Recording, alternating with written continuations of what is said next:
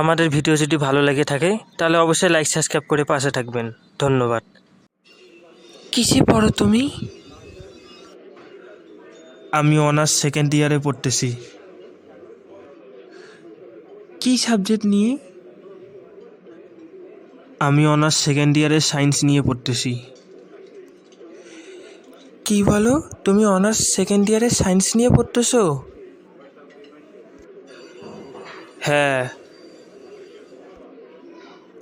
Basically তুমি কি বিষয় নিয়ে পড়তেছো?